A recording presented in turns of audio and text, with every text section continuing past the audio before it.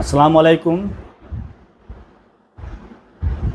Voice of Zaman legal advice এবং advocate বিডির পক্ষ থেকে আপনাদেরকে শুভেচ্ছা অভিনন্দন।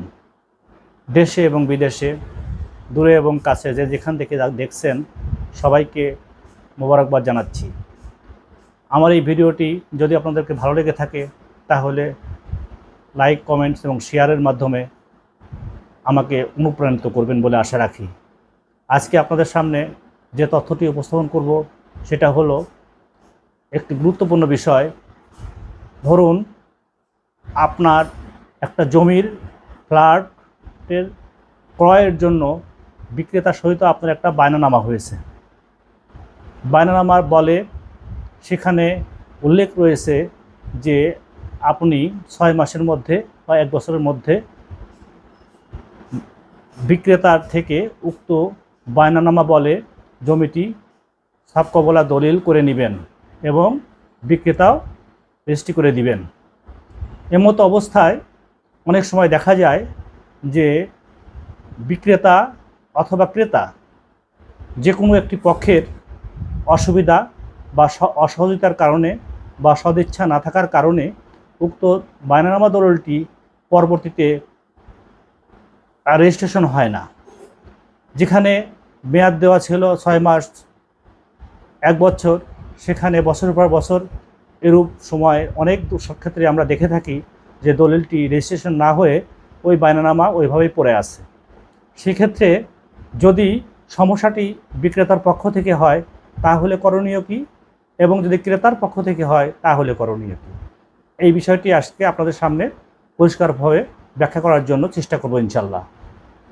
তো প্রথমেই আমি বলবো, আপনি একটি জমি বায়না করেছেন, এই ক্ষেত্রে বিক্রেতার অবহেলার ফলে বা বিক্রেতার অক্ষমতার ফলে যদি আপনি উক্ত দলিলটি সম্পাদন করতে না পারেন, আপনি দলিলটি রেজিস্ট্রেশন করতে না পারেন, সেক্ষেত্রে আপনার করণীয় কী হবে। তো এখানে প্রথমে আমি বলবো যে বিক্রেতা যদি অবহেলাবশত, অবজ্ঞাবশত, ইচ্ছাকৃতভাবে কোনো সমস্যা না থাকার পরও সে রেজিস্ট্রি করে দিতে না চায়, সে রেজিস্ট্রি করে দিচ্ছেন না, এমত অবস্থায় আপনি অবহেলা না করে, দেরি না করে অতি সত্বর দলিল কার্যকরের জন্য আমাদের দেওয়ানি কার্যবিধি মোতাবেক দলিল কার্যকরের একটা মামলা করতে পারেন। এখানে সুনির্দিষ্ট প্রতিকার আইনে আপনার এই প্রতিকার দেওয়ার জন্য আইনের সুনির্দিষ্ট একটি ঘোষণা রয়েছে। সেখানে আপনি যে দলিলটি সম্পাদন করেছেন, বায়নানামা দলিল করেছেন, উক্ত দলিলটি বিক্রেতা সাথে ধরুন আপনার 1 লক্ষ টাকায় একটা বায়নানামা হয়েছে, সেখানে আপনি 50,000 টাকা নগদ প্রদান করেছেন, বাকি 50,000 টাকা আপনার বকেয়া রয়েছে। কথা হয়েছে যে 50,000 টাকার পরবর্তী রেজিস্ট্রেশনের সময় আপনি তাকে প্রদান করবেন, কিন্তু বিক্রেতা উক্ত রেজিস্ট্রেশনের তারিখ নির্ধারণে গড়িমসি করছে। সে আপনার সাথে টাকা দেওয়ার জন্য আপনি উদ্গ্রীব হলেও সে রেজিস্ট্রেশন করতে রাজি হচ্ছে না। সেক্ষেত্রে সুনির্দিষ্ট প্রতিকার আইনের এই বিধান মতে আপনি উক্ত 50,000 টাকা যেটা বকেয়া রয়েছে ওই টাকাটা কোর্টে দাখিলের মাধ্যমে দলিল কার্যকরের মামলা করলে আদালত শুনানি অন্তে আপনার দলিল কার্যকরের জন্য আদেশ দিবেন এবং আদালতের নির্দেশে রেজিস্ট্রি অফিস আপনার উক্ত দলিলটি রেজিস্ট্রেশন করে দিবেন। এটা হলো বিক্রেতার দোষের ফলে এটা এই সুযোগ সুবিধাটা ক্রেতা পাবে।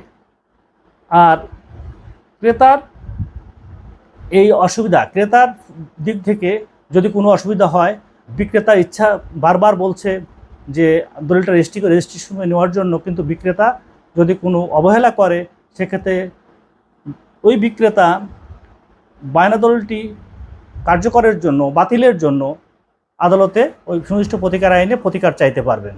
এবং এই প্রতিকার পাওয়ার জন্য সুনির্দিষ্ট প্রতিকার আইনে আদালতে শুনানি আনতে যদি বিক্রেতা আদালতে হাজির না হয় বা হাজির হলেও উক্ত দলিলটি সম্পাদন করে নিতে বাকি টাকা দিয়ে সম্পাদন করতে, রেজিস্ট্রেশন করতে অস্বীকৃতি জানায়, সেক্ষেত্রে আদালত উক্ত বায়না দলিলটি বাতিল করবেন এবং ক্রেতা যে টাকা দিয়ে বায়না করেছে সেই টাকাটা বিক্রেতার অনুকূলে বাজেয়াপ্ত হয়ে যাবে।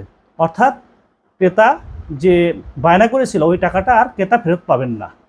এটাই হলো মূল কথা। সেক্ষেত্রে বিক্রয়ের ক্ষেত্রে বিক্রেতা যেমন ক্ষতিগ্রস্ত হতে পারে দলিল না করে দিয়ে, রেজিস্ট্রেশন না করে দিলে, এবং ক্রেতাও দলিলটি করে না নেওয়ার ফলে, বায়নাকারনামা দলিল কার্যকর না করার ফলে সেও তার বায়নার টাকা বাজেয়াপ্তের মাধ্যমে ক্ষতিগ্রস্ত হবে। কাজেই উভয়ই সতর্ক থাকুন, সুন্দর থাকুন, আইন মেনে নিজেদের ভবিষ্যৎটা নিজেরাই চিন্তা করুন এবং যাতে কোনো ক্ষতির সম্মুখীন কেউ না হন সেদিকে নজর রাখুন, দৃষ্টি রাখুন। আল্লাহ হাফেজ।